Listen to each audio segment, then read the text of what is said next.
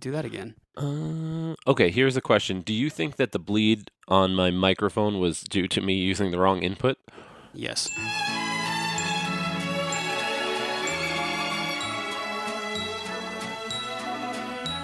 Some of my favorite memes have to do with wolves and natural selection.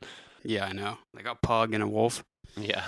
Yeah, it's a I classic. mean, it's not. I know your dog isn't a pug, but it's like pretty close. It's not. Yeah, they're cousins. I mean, it's not Although I not a think pug. French bulldogs are strong and fast and will chase. She'll like go to the dog park and play with a German Shepherd. Hmm. Whereas pugs are kind of like tripping on acid their whole lives, from an outsider's perspective. How does an English bulldog fit into this? They're like normal. I mean, I would say I'm doing scare quotes. They're normal dogs, but they are less athletic. They're because they really have like the flat faces, and so they always have like the respiratory problems. So Um, generally speaking, they are, slow and kind of like if you just saw one for the first time and you had to guess what kind of behavior it was capable of. That's what an English bulldog is. Interesting. Now, what are scare quotes? Scare quotes. Well, I think I'm using that right. Or you would say like air quotes. Scare quotes are like the quotation marks. Wait, is it like SC-AIR? Because it's like air quotes, but you're trying to scare someone? I don't. I don't think so. No. Okay. So, I so don't if think it's so. just SCARE, then there's no air quote about it. It's just scary. I'm googling it right now. Quotation marks Just take a placed leap. around a word or phrase to draw attention. Yeah, exactly. So like I was doing visual scare quotes. I was doing air quotes to imply a scare quote. Hmm. But why But I think scare? I don't know. Also called shudder quotes, sneer quotes, and quibble marks. That sounds English, like British. Yeah. Quotation. Oh, okay. Quotation marks that a writer places around a word or phrase to signal they are using it in a non-standard, ironic, or otherwise special sense. Chandler Bing is like his dialogue was probably full of that. I guess we use them so often that we don't really think about it Exactly. Yeah. I because mean, quotes are meant to to indicate that you're quoting someone, that it is verbatim from something else. yeah.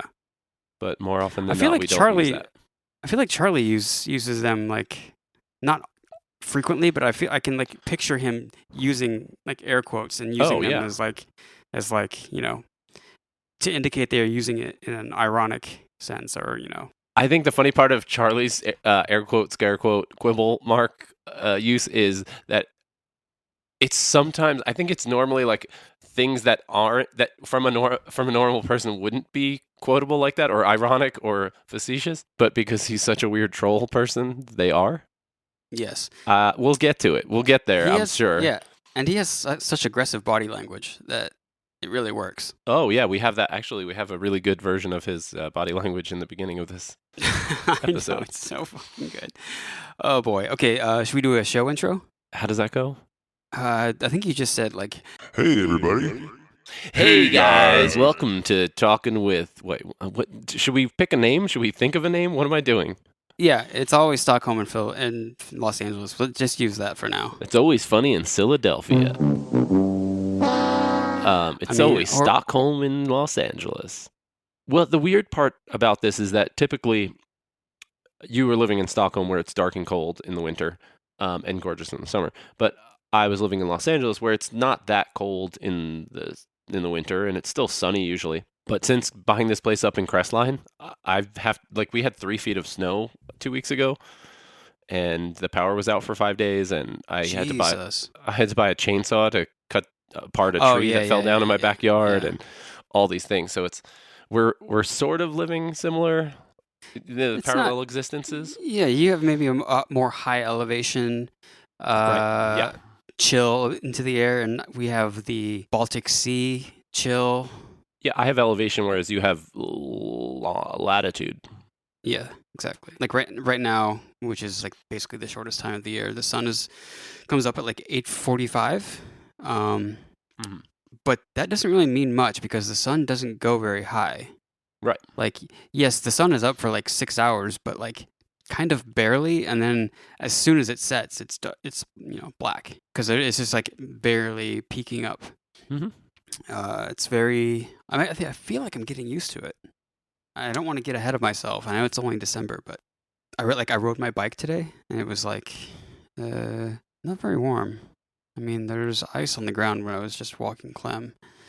Yeah. Well, I guess it's 2 Celsius right now Well, and that's good. raining. Yeah, It's it's not above bad. freezing. It's above freezing. I mean, because it doesn't get that cold here. That's like a misconception. It just kind of stays cold longer. Like it's like the tortoise and the hare. It's the Mm, tortoise because but everything's it's relative because some people would say that like 35 degrees Fahrenheit as a high is pretty cold. yeah, but I mean we're talking about like you and I who grew up in places that have seasons. Like not to say that Kansas and Long Island are similar, but they kind of are as far as like how Oh, cold it gets. Like it gets really cold and it gets really hot. yeah, absolutely. Yeah, so this is more like consistently cold Right, I see what you're saying. You don't in have the many like nice 50 or 60-degree days, whereas in New yeah York, I those don't know if those don't Kansas, happen. Yeah, you would same yeah occasionally get those. exactly. No, But it's like you in you the don't summer you you don't don't get deal with 98 and 100% humidity. no no summers is nice That's why it's the summer of the bros. exactly Everybody's gonna get that. Don't worry. definite it's a broad reference. Okay, Let's um, do this. let's start the show. Let's start the show. We're talking about season 1, episode 2 of It's Always Sunny in Philadelphia, titled "Charlie Wants an Abortion." This, you'll please note, was directed by John Forgellenberry. Yeah, exactly, same guy. So it starts 11:45 a.m. on a Tuesday. Am I supposed to be saying something? I don't know. Am I? No. Well, okay. What I would say, the first scene in this episode is kind of one of my favorites. They're playing basketball, which is something they don't often do, but they have done more than once. Mhm. And the first thing that I noticed, and Will, you might have noticed the same thing, is Mac's shirt. Oh yeah. That is come to Philadelphia for the crack, and it's a Liberty Bell, obviously cracked. That is definitely from Urban Outfitters, is it not? Oh, I should know this because I actually worked there shortly for a brief moment, and I lived in Philadelphia where they're based. But I do not know this. Yes. Well, we both worked for Urban Outfitters at different times in our lives, but that shirt was from Urban Outfitters. I'm about 98% sure. And then D later in the episode is also wearing an Urban Outfitters shirt. It's a very distinct, Whoa. like ironic. Yeah, they had those like stupid ironic phrases on it, Oh, which no, Dennis kind 100%. of It makes brings sense. up right away. Every asshole on South Street's wearing a T-shirt with an ironic slogan on it. Right. That's impressive. I totally missed this. I'm glad I'm listening to / creating this podcast with you. Yeah. Well, I mean, that's not the most interesting observation, but yeah. So they're playing basketball, and of course, Charlie is excluded because they say he's a really good ref, which I think is a funny compliment to give someone.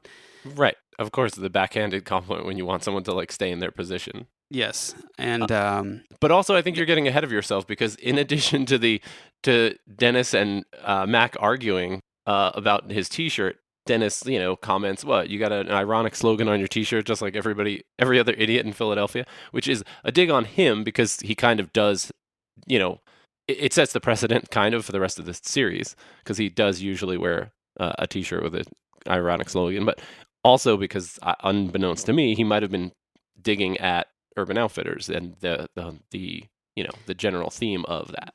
that's how I took it. I took it as them making fun of Urban Outfitters or like Right. that That type movement. of shit. I was going to say something about Dennis there. Oh yeah, Dennis brings up the fact that Mac always cuts the sleeves off his T-shirt, which Yep. is a very long, very consistent trend Mhm. for young Ronald McDonald. And he questions the reasoning. He says, "Why? So you can show off your tats?" "Oh yeah, real original." To which Mac And- replies, "Dude, they're tribal." And my favorite interaction of this, well, maybe not favorite, but to which Dennis replies, "Oh really? Which tribe are you from?" Exactly. Which is an amazing response. And he is in the later seasons. I don't know if you've probably seen it, but he's had them lasered off. So I guess he doesn't belong to that tribe anymore. Wait, I mean, it's a dumb question, but like, I would assume they're actual real tattoos. They're not like Yes. fake tattoos. And the actual human, Yeah, Rob yeah, McElhaney, had them Yeah. laser removed. lasered off. Yeah, Wow. I mean, maybe this conversation got to him. like 15 years later. Who knows? Yeah. So then, the mocking of Charlie's height, which is also a very consistent thing. They start doing the Lollipop Guild from. Do you represent the Lollipop Guild, Charlie? Do you? Hey, Charlie. Are you the mad munchkin? Is That's my- right. Is that Wizard of Oz? Yeah, Wizard of Oz. Right. You know, I can't picture it, but it's something We like represent the Lollipop Guild, the Lollipop Guild. Anyways, it's from Wizard of Oz, but for some reason, growing up, I always thought that they were saying we represent the Lollipop Kids, that. Makes sense. and I discovered that they were saying Guild like 10 years ago, probably. It's always fun to realize how wrong you were, but like how close, and you just mean- never knew for your entire life. Whatever. But no, I totally support it, and I've done that 100,000 times, especially with song lyrics. You hear it once, and it makes sense in your brain, and then your brain always, it reinforces it every time you hear it, every time you think that, and that's just what it is. There's no way to hear it a different way once you've heard it, like the original. Yeah, to like you- I bet to you. I bet if I tried, I could do. If someone was like, "Can you write the lyrics to this Saves the Day song?" I would be like, "Yeah, of course I know that song word for word." And I'd get like halfway through and be like, "Oh yeah, I don't actually know what he says there. It's just like vowel sounds." Oh to yeah, me. big time. As someone who doesn't really respond to lyrics typically, as like a dumb drummer, I know almost every kind of percussive and intonation sort of that's being played by a vocalist, but I don't know a lot of the words. Yeah. Well, your brain's just wired differently. Anyway, so while Mac and Dennis are arguing, Charlie jumps in. He wants to play. They say he's a great ref and dig him that way, and then somehow the height comes into play. And then the Lollipop Guild gets referenced as him being a munchkin. And then he starts doing a dance as they're all arguing and yelling. Yeah, they all start doing the dance, and it's a beautiful scene. Yeah, it's great. And again, I think it's one of those moments where it defines the show in the sense that if you like them yelling and riffing and arguing and being stupid over each other, you like the show. And if that's not something you're interested in, then you do not like the show. I mean, the most common complaint about this show is that they're just yelling at each other all the time, and they kind of do that a lot. Okay, this is what we do. Exactly. And I think that defines like sort of the relationship. If you appreciate this moment, as you said, it's a beautiful moment. I Yeah. agree. And if you do appreciate it, then you probably are a real like serious fan. Yeah, it's like listening to like I wouldn't say hardcore music. I'd say more like if you listen to like Cannibal Corpse, you either are fine with the way that dude sings, Right. or you think it's the worst thing in the world, and that it defines if you like it or not. Right. It's very polarizing. Exactly, polarizing. Okay, and this is this brilliant moment is interrupted, not easily, but interrupted by Stacey Corvelli, Great name. who chimes in and kind of meekly says, Charlie, I have to talk to you. Charlie, hey, Charlie, I have to tell you something. And they just keep riffing and yelling and arguing, paying no attention. And then she finally shouts, "It's about your son," which kind of has the record skip and everything, screeches to a halt. And they look over. And one of my favorite moments is when Dennis responds to that after a brief moment of silence and says, Nobody wants to hear that. He's right. "That's a scary thing to hear." Of course. I was just looking up the actress that plays Stacy, and she was in the Blair Witch Project. Really? Yeah. Did you see that movie in theaters? Like when it was like people didn't know what it was? I don't know. I want to say yes, but I don't know. I saw it in theaters, and I think people had kind of figured out what it was, but that like did not matter. The last scene of that movie just like it's something that is burned into my brain, and I have no interest in seeing it again for a lot of reasons. And that being one of them. I generally did think it was scary, but now probably if you watched it now, it would not be anything. Interesting. I don't remember what happens, which is a very normal thing for me, which is kind of fascinating because I can watch shows and movies and still be surprised. Well, it's like the first like found footage. Maybe not the first, but it's like the big. Right. Like, Yeah. They found these tapes in the forest, and they're whatever. It sounds so stupid that people would have fallen for that. But so wait, sorry. I know did. this is a huge tangent, but so the premise before anyone knew it, the premise when they released it, they claimed that this was real found footage. Exactly. Oh, okay. I thought for a second, and again, this is after having seen the movie, but not in 20 years. I thought maybe they were filming themselves on a documentary and they found some footage, and it was like, but no, okay. No, it was like found footage. Like another example of that did also just completely fuck me up was the first Paranormal Activity. I think I'm sure I've talked to you about that, but how like deeply scary I found that movie to be. I don't think I saw that one, but my good friend Stephen Wolf and I saw it when we were living in an apartment together in the Upper East Side. We went to like the local theater and we saw it there was like a bunch of like teenagers at the same showing, and they were just like screaming. There's jump scares like left and right. Right. And that just like added to it. Like, I don't know, there's something about like hearing a real human reaction. Right. It's not the case all the time. Sometimes it can be annoying, but in this case, we were all just like, everyone in the theater was like, "What the fuck?" And then that was the same night that they had like turned on the heat in our building, and our building was super old, so they turned on the heat, and there's like demon sounds coming from the radiator. Right. All the creaking and like it did not help, and like we just like slept with our doors open. Like, you still awake? Yeah. I was like 28 or something like that. Like embarrassing. Like grown ass man being terrified. Exactly. Also, going back to being in the theater, it's 100% a different experience.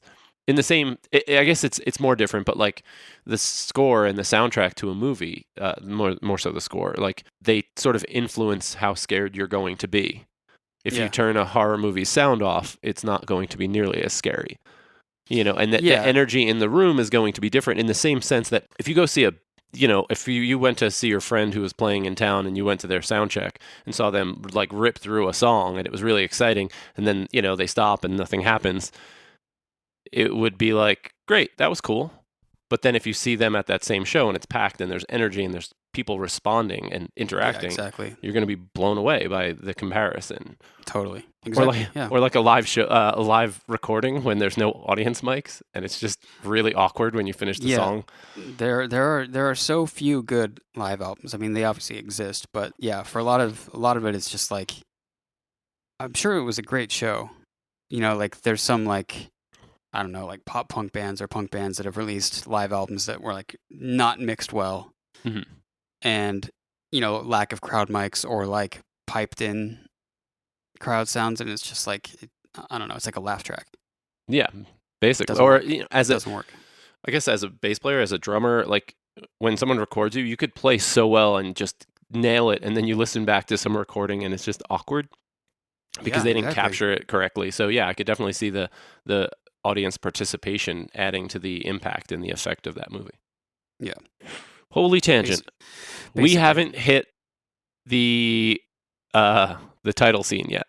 Yeah, but we can skip all that because we talked about the Philly tour intro before in the last episode, so we can just get right to the next part. Cool. All right. So, do we know where we land when we come back? Yes, it is an exterior shot of wait, no. Is it the bar scene or is it? Yeah, I think it's the bar scene. At the bar, yeah. Because this is the scene. I don't know where I'm out of order, but when Charlie's like, "Well, now you're just a word genius, and you're taking everything I say and you're turning it back around and using it against me." Oh yeah, because he wanted to go back in time and tell her to have an abortion. To do the right thing. What, exactly. You mean be there for her? No, to get her an abortion. It's important, and I probably shouldn't have stepped out of line because there are so many things that happen in this. It's where we see the beginning of Mac's religious sort of leanings. Yeah, and he's way more familiar with the Bible in this episode than I think he is in any other episode, because I feel like he stumbles, like it becomes like a joke, like he doesn't actually know anything about the Bible. I think in this one it's sort of the same thing.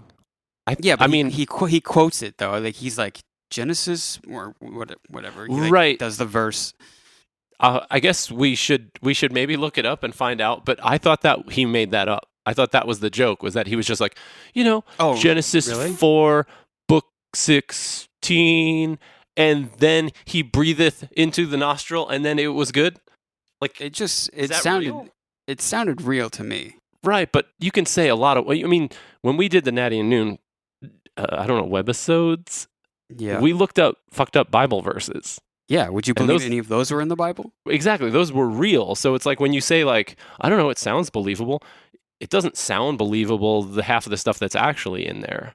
Okay, so maybe I should say he seems a little more confident in delivering this than he does in future episodes. Gotcha. Okay. Yeah, I'll buy that.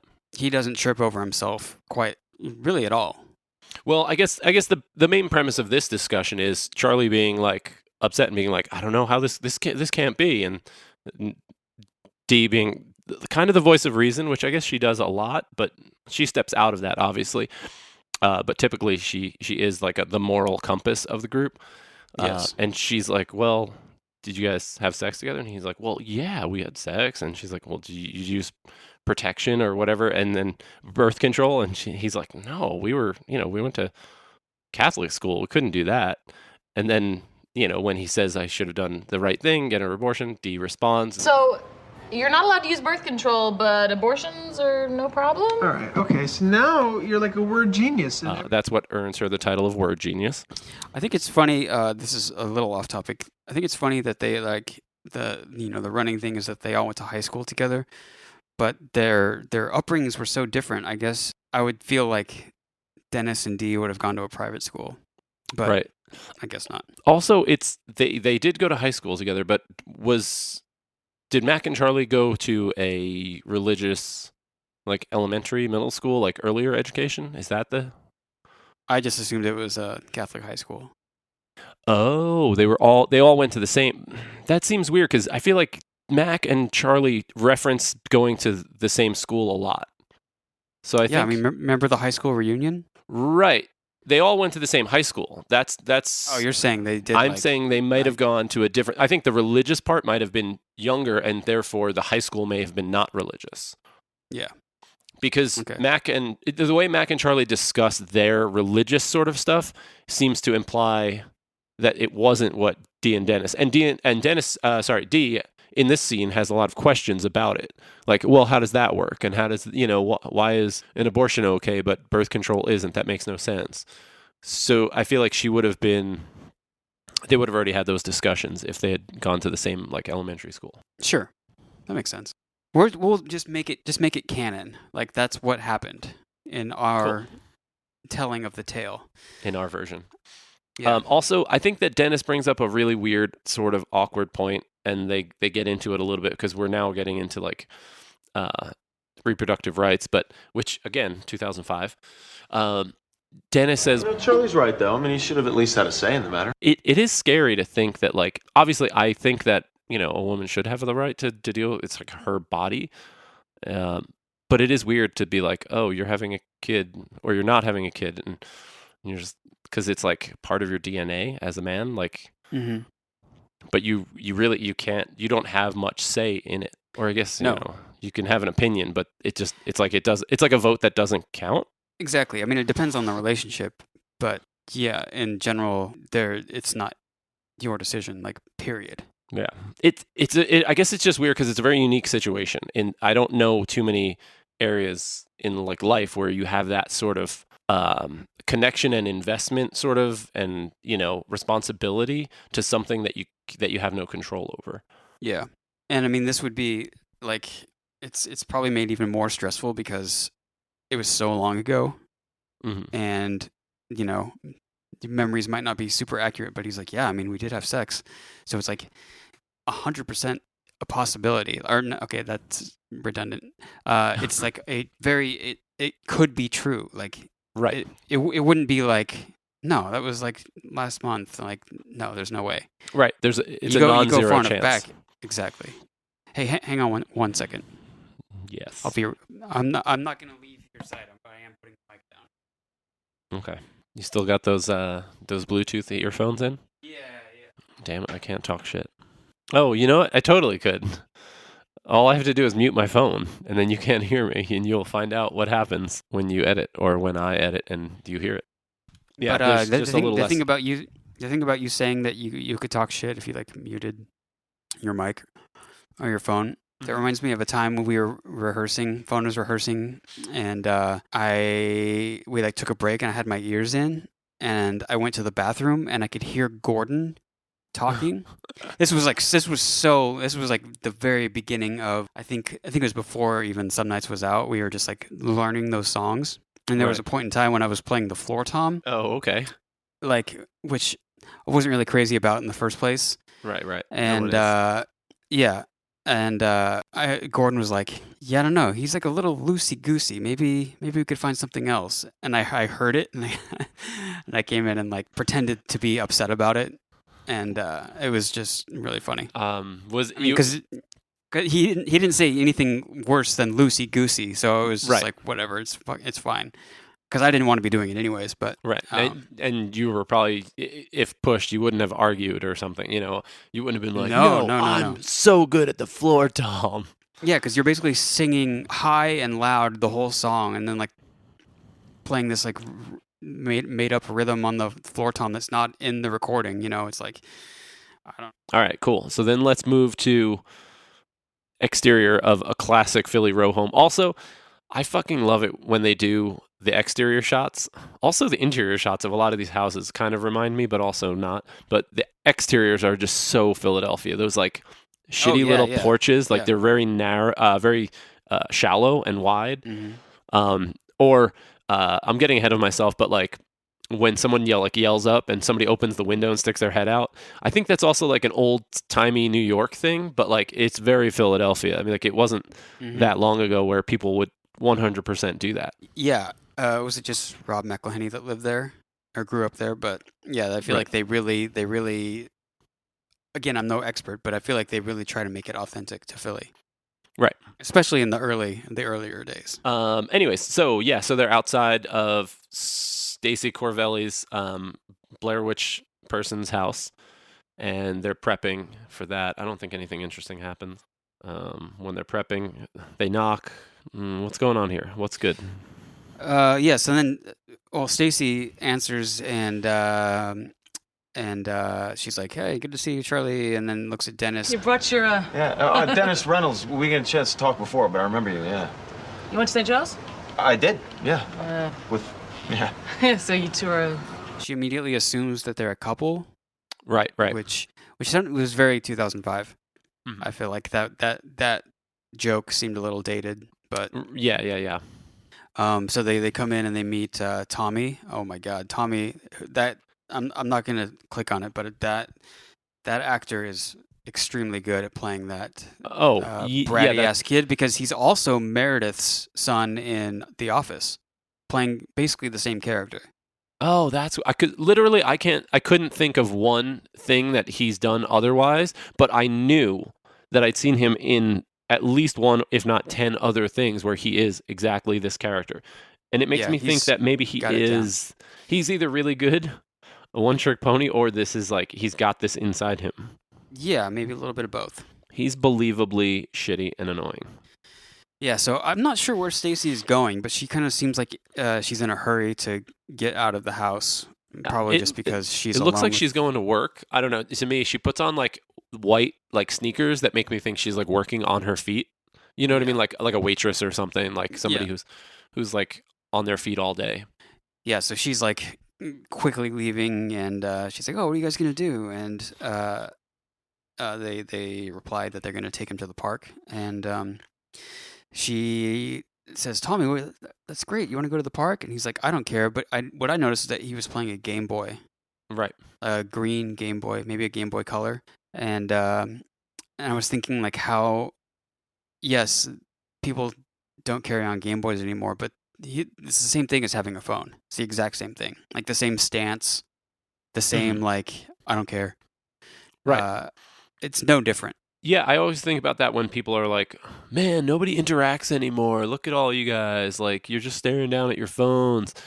And then people have those like, those cut screen photos where they show like, a 1930s bus stop, and it's just a bunch of people reading the newspaper, not talking to each other. Exactly. And now it's like, yeah, they're just looking at your phone, and half those people are probably looking at stupid, bad news. And it's like, I don't know, we didn't like each other then. We didn't talk to each other then. We don't do it. I mean, I guess it's different with friends because that is a thing. Like when I am hanging out with friends, sometimes we do get distracted because there is an addiction and it's so easy to do all those things. Sure. But in public, when you're waiting at the doctor's office, like when you're waiting to get a paternity test, Exactly. yeah, there's like, it's whatever. You read a magazine, you like read a newspaper, you read a book, you read your phone. I think the population of Sweden had to be thrilled with the invention of the smartphone and the proliferation of it, because I feel like that's a tendency of this society here is like you don't talk to your neighbors, you don't talk to who you're sitting next to on the bus or whatever. It's like a very not lonely, but there's like a real solitude. There's a real like they do look out for each other, from a like social welfare perspective. But the ironic part of it, I guess, is that there is less of a human connection between people who don't know each other or who are like neighbors, like sort of familiar. Which is was very weird for me at first as a born and bred Midwesterner, where it's Right. like, I mean, small talk is basically all you do. Like you don't really get to know people, like, other than your close friends, super well, because you're just talking about the weather or some shit, or like the Broncos their game. truck or... Exactly. So yeah, that's something I've noticed here is like today I was on the subway and I had my dog, so I was not looking at my phone. So I was just holding her leash, and I was like getting her to sit and get situated, and so then then I grabbed on. The train took off, and there was an elderly couple sitting in the seats like across from me that I was looking at, and they didn't have phones. They were the only people that I could see in sight that weren't looking at their phones, but they also weren't talking. They were just looking straight ahead. Right. They probably wish they had a newspaper. Right. Well, here's a question: so I understand that there's sort of a like self-reliance. There's like a solitude, whatever that you're describing to that society, but like. Here, having a dog, it's very common. Like if I see a dog that seems fun and playful, I always ask the owner if I could say hi, and then they're half the time they're like, "Yeah, she's super friendly," or "He's great," and and then I'll like drop down to one knee and go play with the dog. Does that did dogs elicit that sort of No. response? Not at all. No, not Weird. at all. It's if anything, it's the opposite. I feel like I meet someone every day. I'm like, oh shit, that person doesn't like dogs, because they like cross the street or like stop so I can pass, or like do something to indicate that they're not thrilled about there being a dog. And she's a small, cute French bulldog. If anything, all she wants is to like say hi to people. But Right. no, that doesn't happen here at all. Interesting. That's very, very interesting. Do you Yes. think that they actually don't like dogs, or not dislike dogs, but just don't really want to say hi? Or do you think that it's an extension in the same sense that maybe the person next to you is very, very friendly and would like to make your acquaintance and be your friend, but it's impolite in their view to I think reach it's more out? that. Yeah. I don't know if I would say impolite. I would just say more like the societal norm Right. Like is to keep to yourself. do But, they think they're doing something like proper etiquette wise Right. by letting your Yes. dog pass versus like trying to pet 'em? Exactly. Because, my first few months here, I was just like, everyone is rude here. Like, no one's nice. But the thing is, I'm looking for that, like, Midwestern over the top. I mean, you know me, I'm not really like that type of person. But I feel like when I'm back home, like, yes, that's what you do. You like say hi to the person at the gas station, and you they'll say something to you about the weather. It's like stupid stuff like that Yeah. that you don't even really think about when you're living there. But then when you come here and it's the exact opposite, you just assume that everyone's rude. But in actuality, if you're trying to drum up conversation, like you could be perceived as the rude one. Right. Well, I think we've just tackled customs and cultural norms. Okay. So yeah, the when Stacy, the mom, leaves, Tommy looks at the guys and says, I'm not going to the park. His bratty delivery. yes, it was very bratty. And then is it Mac or sorry, is it Dennis or Charlie that says No shit. line? It's Dennis, yeah, and it's Yeah. such a good delivery. Again, I think we talked about this last week, but a very Always Sunny-ish, like classic delivery of like sort of things pause, and then it's like no shit, So then that cuts to them at the free clinic, health center, whatever it is. Charlie's filling out paperwork. Tommy is annoying him. Dennis is just trying to, I don't know why he's there. Just tagging along, moral support. Moral support, yeah. Oh, right. That's what he actually He indicates actually says that, yeah. to Stacey Corvelli when she accuses him of being a couple. So what's good about this scene? What do we like about this scene? Well, there's a scene that's also kind of 2005 between Dennis and this woman in the waiting room, where they're talking about if he has AIDS, and then she like propositions him. Well, because I understand the 2005 comment, but I do like the end of it. She asked if that's his boyfriend. He says no, and she says, "Does he have AIDS?" He's like, "I don't know. I don't think so." Like, "Do you have AIDS?" He's like, "Nope, don't have AIDS." She's like, "Okay, I'll blow you for $10 or something ridiculous." And then he's like, You know what? Let me consult some of this free literature they got here regarding that proposition. Oh, you know what? According to this, that's not really a good idea, so I'm gonna have to pass. But thanks. I like his response. I noticed at the end of that episode that that actress is credited and her character name is Crack Whore, Oh, which awesome. was just brutal. Yeah. Well, I guess it would be if it wasn't this show where Dennis and Dee get addicted to crack several times, No, and I know. all of the things that happen to all of the people. After like Charlie fills out the paperwork and they sit back down, Tommy starts saying that he wants to go to the mall. Right. And I feel like we've all seen this happen to some poor parents somewhere. Right. And he just completely loses it and just screaming and yelling, and then he bites Charlie's hand when Charlie tries to quiet him, and yeah, he gets his way. Right. You have to. I guess kind of like how my dog is sometimes. Like, right. It's the same thing. If it's too like embarrassing or causing too much attention, like you just got to bail. Right. Yeah, and you have to give in, and it sucks. And it's always those things that you're like, well, I would never do that, like my kid. And then once you're in that position, you're like, it's not worth it. This is the path of least resistance. This is what we're going to do. Exactly. So yeah, they bail. So I guess at this point, Dennis is out, and somehow Dee is in. This is where they switched. Is there another mall? Is there another bar scene between them? Dee takes over wearing an Urban Outfitters shirt, and they're in the mall. And I was trying to figure out which mall it was. I thought it was maybe the Glendale Galleria, but I don't think it was. No, I'm pretty sure they're in LA, right? I don't know. Shit.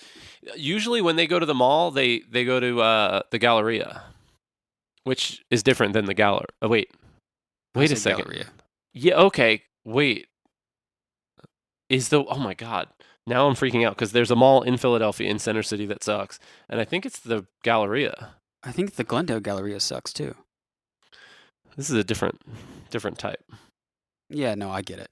I'm just saying. Yeah, well, I just assumed that they were in LA, but maybe not. So they go. He wants to go to a toy store, which I don't know. He seemed a little old to be like running to the toy store, but maybe not. And of course they run into the waitress. I forget what the negotiation is. I wish I remember, but at some point Charlie's like, "Well, Dee, if you pretend to be my girlfriend, maybe it'll make her jealous." And she's like, "Well, I'm not doing that." And I think he negotiates a little bit, but I forget the details of it. But either way, she sees them or they see her, and they approach, and she's like, "Oh, what are you doing, at the toy store, and the waitress says, "Oh, that's my little sister," and it's just a little brown girl, like, and I guess they assume correctly she's Mexican. And Charlie questions it, and she's like, "Yeah, that's my little sister. I'm part of the little sister, big brother, big sister, like whatever program." And Dee chimes in with lightning quick reflexes and says, It's such a coincidence. That's exactly what we're here doing. "Do you see that little kid over there? That's Charlie's little brother." Yeah, and so they're talking a little bit, and the waitress asks Charlie if he's going to the picnic or the whatever party at the park, and he's like, "Yeah, of course, yeah." And during that interaction, he says he loves Mexicans, referring to his kid, and I just thought that was a very funny, probably improv line. And there's a scene when at the end of their interaction where at the end of their interaction, Charlie goes in to hug the waitress, and Dee grabs him like split second, so he doesn't do it. I thought that was hilarious. Also, what I noticed in this scene is that there was a lot of Stewie Griffin dolls around, and I'm assuming that was because their show was on FX. Oh, interesting. I did not pick up on that at all. It seemed like all the toys, like the second time I was watching it, it seemed like all the toys were like pretty generic, like safe. You're not going to get, no Mickey copyright Mouse infringement. or anything. Yeah, exactly. Except Stewie Griffin, who was in like 2 of the shots. Gotcha. Interesting. I just assumed it was time, like 2005. That's what was in a toy store. But, I mean, it probably was too, but I just, that to me seems a little too coincidental. Right, especially when nothing else is recognizable. That makes sense. Yeah. So Charlie's basically got a date via this awful, awful brat with the waitress. So that's cool. So he's stoked on that. So anyway, I guess while Dennis and Charlie had gone off earlier to meet Tommy for the first time, that's when Mac goes to get reinforcements to really push his religious view on the gang. So he heads over to what would it Sacred be? Choice or something like that. It's Sacred right. It's a child, not a choice. It's like probably like a Christian nonprofit. Right, like a pro-life center. Terror organization, yeah. So he's talking to this woman at the front desk, and she's just like a normal, momish sort of receptionist-y sort of person who seems really friendly and really sweet, but he's just being a complete dick to her. And she's, trying to tell him about the program and what they do, and she's like, or he just interrupts her, and he's like, I don't really want to join your little freak show. Just looking for some information, so if you could point me in the right direction, that'd be great. Well, we have some literature on the display back by the wall. It's a pretty Mac scene when he's trying to be like religious and moral and have the higher ground morally, but he's being a dick. And as he's grabbing some pamphlets, he notices a woman in the cubicle next to him who's super hot. So he does a very Mac like good facial expression as he like puts the pamphlet down and does a nice spin turn into her office. I like that. Also important to point out in this scene that he is wearing a button-down shirt with the sleeves cut not at the shoulder, but just short sleeves. Oh, those are cut. That's a DIY job. Oh, I didn't even notice that. Man, you are so perceptive and I am not. Well, I feel like I did that at one point in my teenage years. Oh, so it takes one to know one. Exactly. Gotcha. Okay. So, what do you think? This is what's good about this interaction with Megan? I don't really remember. He just kind of like lies his way into agreeing with her. Yeah. She's like, "Are you here to sign up for the rally?" And he's like, "Yeah, that's why I'm here." Even though I don't think that's why he was there. I think he was there to just get some info. No, I don't think it was maybe as explicit, but I think basically the woman at the front was having the same sort of conversation with him, and he was just like, nope, shut up, lady. Just tell me where the pamphlets are. Just I want some material so I can prove my friends wrong. And now he's like, yeah, absolutely. That's why I'm here. I forget. He has a couple of funny quotes, but I don't know if it's this scene or other ones. But he's like, I hate people that love abortions because I love babies, and I think they should be alive. He says that he hates them, and she's like, wow, hate is a strong word. And he's like, well, I hate dead baby fetuses. I hate them because they're dead and they shouldn't be. Which is like a good like recovery of or like he's improving, and he basically just like did a quick save. I don't even think that was a quick save. I think he was just like going for it and emphasizing, because I think she was impressed by his hateful words. Yeah. I don't think he had to save himself. I think he was pushing it. I think he was going even further. He's just passionate. Exactly. She says. Oh, she says that he's passionate, and he says, "What does he say?" More than you know. Just making an obviously sexual innuendo sort of thing that she doesn't get. So I think do they go to a rally first? I think they do. I think that day they go to a rally. Oh yeah, because then he reports back, and then Dennis is like, so they so they go to the rally, and he starts making up rhetoric, and she compliments him on literally, he's like, I forget. Man, I wish I knew his line that she replied. But anyway, she says, "Oh, man, good rhetoric." Wow, great rhetoric. Thank you. Hey, you're really hardcore, aren't you? Oh, well, you know. That was so funny. Good compliment. Yes. And then I think that's when he gives her the list. That's it. He says, something, and then she's like, "Man, you're really hardcore." And he's like, "Well, you want to see this? You want to see something hardcore?" And he hands her a piece of paper. So she unfolds it. And says, "Wait, what's this?" And he's like, just nonchalantly, as he's looking off the other way, he just like leans in and says, "Oh, it's a list of doctors I plan to kill." And then she says, "Wait, but 2 of the names are crossed out." And he says, "I know." And then just a brilliant cut to them having making sex out in the car. Yeah. In the backseat of her car, and they're just like ripping clothes off, and he's all excited and having fun. So then they cut back to the bar. Charlie goes back to Stacy's house to get the kid, and he's like, not to get. I think maybe to drop him off. Well, he's asking if he can have him on Saturday. Right. Yeah, so he goes back and asks Tommy's mom. He's like, "Yeah, I was thinking about, maybe Saturday 8 a.m. just getting Tommy again." And she's like, "Really?" Like kind of taken Obviously, aback by his enthusiasm for being a dad, I guess. And I think that the guilt just overwhelms her, and she's like, I can't do this. Tommy's not your son. What? Remember Jimmy Doyle from high school? That son of a bitch is Tommy's real father. Obviously knows that Tommy is a shithead. So so she breaks down, and then he freaks out and starts screaming. He's like, "What? So you thought you just pawn him off on me? Blah blah blah." So and she's like, "What? I didn't know what else to do. I was overwhelmed." He's like, "Stop it! Let me think. And he like calms himself down, and then he's like, "Okay, can I still have him on Saturday?" She's like, "What? You really want it?" And he's like, "Yeah, can I just do it?" And she's like, "Okay, sure." And he's like, "Okay, fine, let's go." Wow.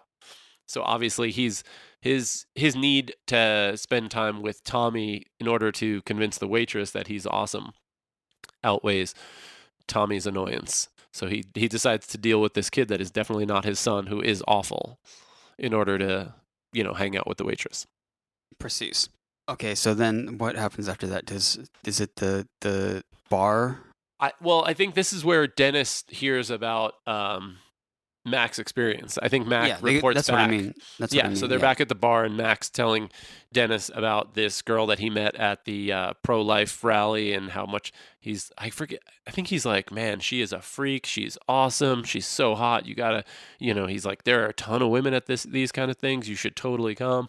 And Dennis starts getting excited. He's like, "Oh, okay, that sounds pretty good." And Dee is just, offended by this. She thinks, comments on how awful they are. And then when they make plans to go to this rally, that's when Dee chimes in and says, I'm going to go. At least one pro-choice voice is going to be heard. One? There was like tons of those chicks at the last one. Which side had more? Dee obviously calls him out for being awful. And that's when he changes his mind and decides to go on to Dee's side to look for women, because I think he asks which side has hotter women or more women. I think Dee's response is good. Do you remember what she says? Oh, which one do you think? The one that cares about protecting women's bodies, or the one that's run by the religious right? Right. And he responds, he's like, "I'm on your side." Exactly. And then she probably says, "You're going to hell." You're a scumbag, Dennis. So then I believe we go back to Charlie.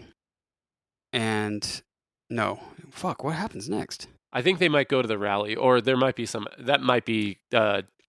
We might have had those two scenes mixed up, but either way, I think next is the rally, where Dennis is just walking around hitting on women, and everyone's like, "Oh my god, are you hitting on me at an abortion rally?" Yeah, it's like it's painful. It's oozing sleaze. It's just like it's a really good job of Glenn Howerton being a real perfect sleazeball in this. There's like an interaction where he's like, "Yeah, I like your look," like just like the most generic, right? Just trying to make some sort of conversation through compliments and you got the whole hippie thing going on. I like it. I like the look. Yeah. And then someone calls him. I think he says that he likes someone's T-shirt, and then asks if she comes to these things often, which is again like he's throwing out the most generic pickup lines at an abortion rally. He's throwing out bar pickup lines in an abortion. Yeah, rally. Exactly. And then I think she says, "Get lost, breeder." Get lost, breeder. He obviously gets discouraged, and D is like, "Yeah, obviously they can fucking smell the desperation on you. You're gross." So he calls Mac and says that. Well, before that, Mac is making signs with Megan. Oh, right. And he says, "I love the smell of protest in the morning." Right. And she's like, "What?" And he's like, "Yeah, from Apocalypse Now." And I loved this part. This may be my favorite part of the episode. She says, "Is that the new Mel Gibson movie?" Because I believe at that time he had a movie called Apocalypto. Oh, I didn't know that. So that's funny. She just assumed like her cultural references are Mel Gibson movies because The Passion of the Christ, which she says she saw. I saw it 12 times. Okay. Max, maybe his first warning, surprisingly, that maybe this isn't quite the relationship that he wants to be in. Right. Yeah, I didn't know that was that he was in a movie called Apocalypto, which is actually funny. It's a pretty subtle joke that maybe it wasn't as subtle back then, but I thought that was really funny. Well, it's kind of clever in several ways, but it's interesting also that I think she pretty soon after that, once they kind of realize that they're missing, that they don't get the other references, like each other's references, she says, "But, well, you shouldn't really joke about the apocalypse anyway." And he was like, "Wait, what?" Oh, God, yeah. I mean, I went to high school with people who were just like that. But that line is funny to me because it's like, obviously she's being like, I don't know, precious about something, which is fine if you think something is beyond being joked about, but whatever. But the funny thing is that, I don't know, like, he's not like making fun of the apocalypse, but he's quoting in a movie called Apocalypse Now. Right. That was his sin. That was his sin, but if your assumption is correct that they were sort of referencing Apocalypto, that seems to have an apocalypse reference anyway. Which exactly. I didn't see that level of it, but it's pretty funny if that's the case. Yeah. And then I think his sign is, "What if Jesus was aborted?" It's so good. And she says that he's a genius. Right. Pretty good. So I believe at this point is when Dennis calls Mac on their flip phones, which is just like, again, like it doesn't seem like it was that long ago, but it was a long time ago. Like you would just text that person. Right. And like to be like, 50 yards away from each other and calling each other is just, to me, it's just like, oh yeah, that's what we used to do. That's what cell phones were for at one point. Yeah. So yes. then, so Mac is like, yeah, just come over here. There's tons of women, or something to that effect. And Dennis is like, see you later, alligator. Is that what they said? Later, gator, I believe was the phrase. Later, gator. That they used, which was pretty funny. Later, gator. So then Dennis, for some reason, decides that the quickest way to get over to Mac's side is to climb the fence. Right, and just so obviously everyone, that's all the one person who's listening to this, hi Ryan.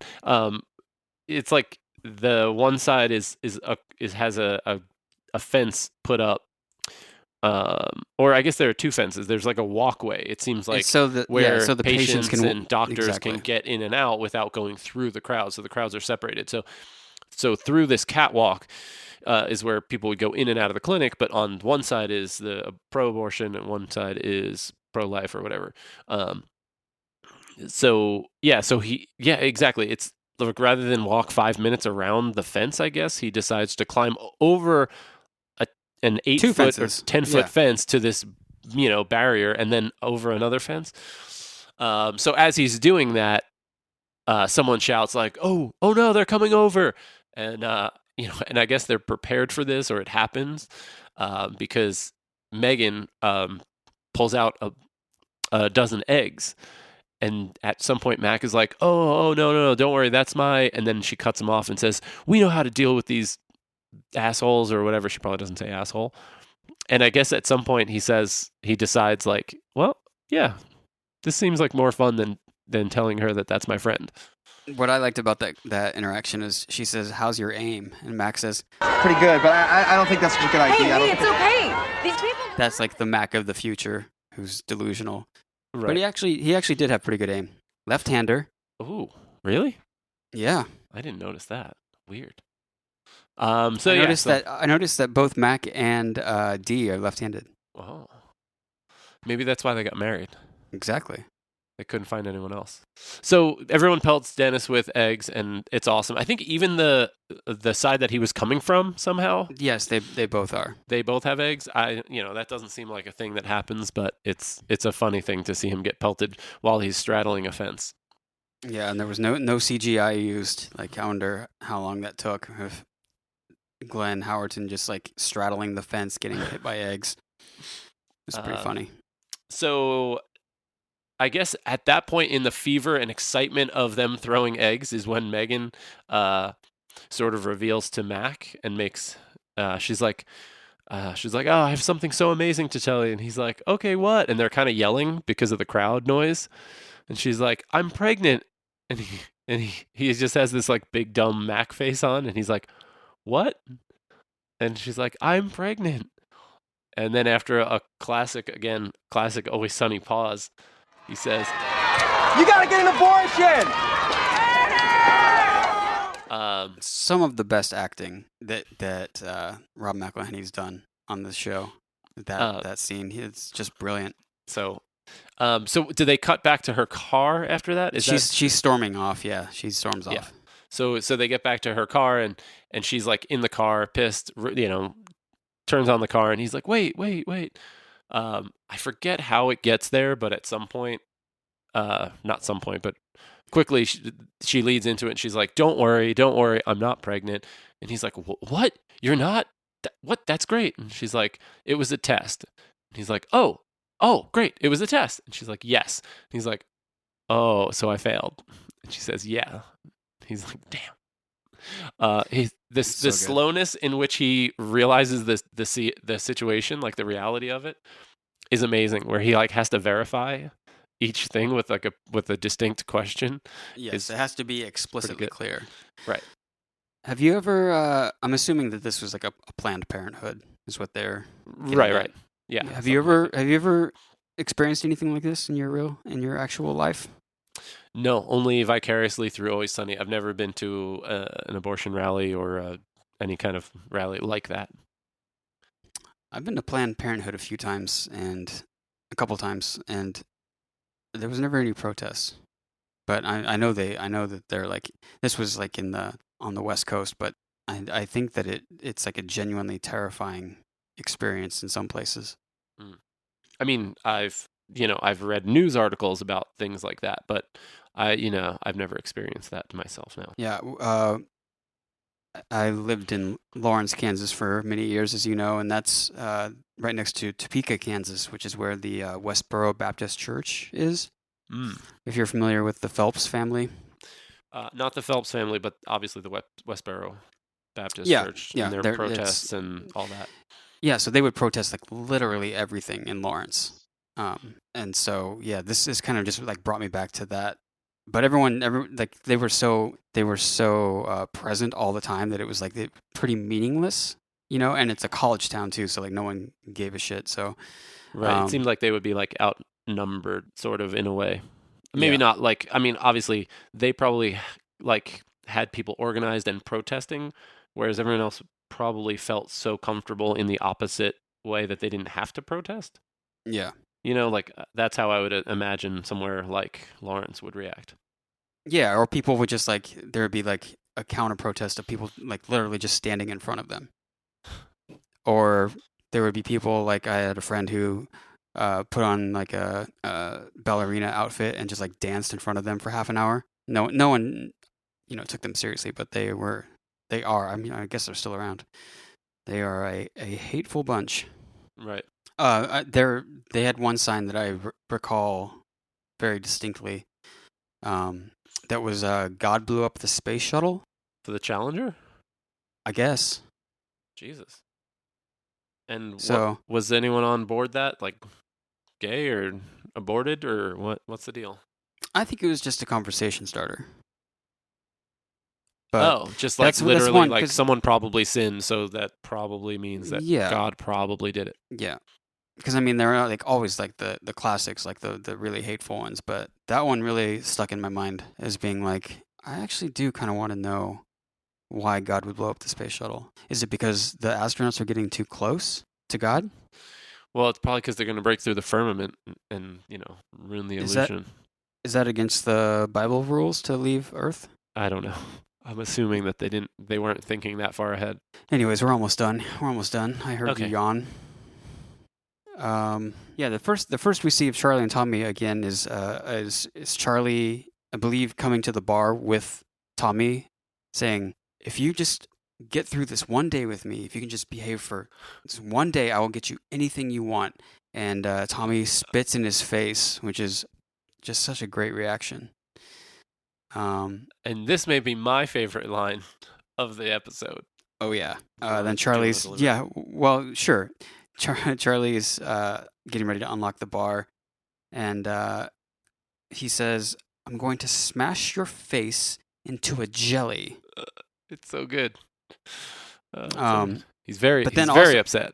He's very upset, but there's also another great part after that when he says he's trying to unlock the bar and it's the wrong key. He just wrong key, and he starts again. I don't know. That the little stuff like that is what gets me. So they're in the bar, and that probably happens actually before this last rally, because I think once we see the interior of the bar, I think it's Dennis coming back, and Charlie is frustrated and frantically serving and cleaning, and he's like, "Where have you been? Where have you been? You said 11:30. I'm running late. The waitress is almost here." So he's been really distracted for the past, who knows how long since they've been open, while Dennis was failing miserably at the abortion rally. Covered in eggs. Right. So then I think Dennis is probably saying, you got to get this kid out of the bar, like he shouldn't be here. Yeah. And that's when they sort of swing over to Tommy and his table, which is, he's playing Game Boy still, but his table is filled with 4 glasses or half empty or empty glasses of beer. And that's when someone's like, dude, he's drunk. He smells like alcohol. He reeks. Whoa, dude, this kid reeks of booze. I would like to point out that I think he's playing a Nintendo DS in this scene. It's not the Game Boy anymore. Oh, so it's a different console? I'm pretty sure it's a DS, yeah. Interesting. Yeah. Well. And so, basically, he's been, basically finishing off everyone's leftover beers for the past hour or so, getting drunk while playing video games because Charlie's super distracted serving and tending bar because everyone's running late at the abortion rally. So, yeah, that's not the look that you want. So Charlie takes him outside, like, you got to get some fresh air, kid. You got to walk around or like some walk it off. Yeah. I think at one point he's like, I got to get you some coffee. And I think Dee or someone was like, don't give him coffee. Like, that's not going to help. So they get outside into the alley, the famous alley, and he sits him down to try and get him some fresh air. And basically immediately the waitress, rolls up with her little sister as Charlie's like yelling and shaking and, dealing with this drunk child. I think he keeps saying, I'm drunk. I'm drunk. He's drunk? He's not drunk. I am drunk. You're not drunk. He sounds drunk. I am drunk. You're not drunk. Stop saying that. So good. And then he throws up. Yeah, I think that's, Charlie's like basically on the verge of being convincing enough by saying, saying it just louder and louder that he's not drunk. He's not drunk. Yeah. And then, he vomits into his own hand or into Charlie's hand or something. And then it's evident that he's drunk. Yeah. So then the only scene left is when Charlie talks to the dad, right? Yeah. Which I thought was kind of a throwaway scene. I was just going to say that I thought this last scene did not need to be there. Yeah, we didn't get into it, but at the clinic, Tommy pulls the classic child why bit. Charlie's like, well, we're here to see a special friend of mine. Why? He's like, because he's going to tell us some very important things. This is a paternity test, but he doesn't mention it to Tommy. And then he says, why? And he says, why? And then, Charlie just freaks out and he's very upset and frustrated. So when at the end, like I said, it seems like a throwaway to me, but Charlie rolls up on a corner in Philly, which is very Philly, and the guys are just like sitting out on the corner in like plastic chairs drinking beer and says, drinking 40s. To be specific. Yeah. A very specific kind of drinking style. Yeah. So I guess I forget what his first name is, but it's like, hey, are you Eddie? Jimmy Doyle? And he's like, yeah. And he's like, Charlie Kelly from high school. He's like, oh yeah, I didn't recognize you without the zits or acne or something. And he's like, terrible line. Yeah. He's like, well, you're I just thought you should know that like your kid is blah blah blah. And he's like, why? Let's see. Because your kid has serious emotional problems. Why? Oh, I don't know. Maybe because you're not there for him as a father? Why? Are you kidding me? Why? Just a little again? Why? That's what you're doing? Why? That's what you're doing to me? Why? It's just a really annoying way of showing that Tommy is Jimmy's son. Yes. And that'll do it on that one. Kind of a bummer, but luckily it's 8 seconds long and it's fine. Yeah. Because the episode otherwise is pretty awesome. Exactly. Cool. All right. Episode 2 on the books. Episode 2. And all I can say is we're just going to get better and better at this. We don't know what we're doing quite yet, but... I mean, just think of it audio-wise. We just stepped up half of our production a lot. Exactly. So just think of what could happen next week. Yeah, so that'll do it. And it is 8:38 p.m. in Stockholm. It is 11:38 a.m. in Crestline, California. I think the main reason that we're doing this podcast is so we can talk like to each other. Yeah, exactly. Yeah, sometimes you gotta like schedule things. One of our combined true loves in this life is Always Sunny. In this cruel, dark world. It's this is like our date night. If we were like, old married couple that had kids and like didn't have sex anymore and nothing was spontaneous or fun and we didn't, do anything for ourselves, it's like, nope. Wednesday nights we get a sitter. Exactly. And we go out to dinner.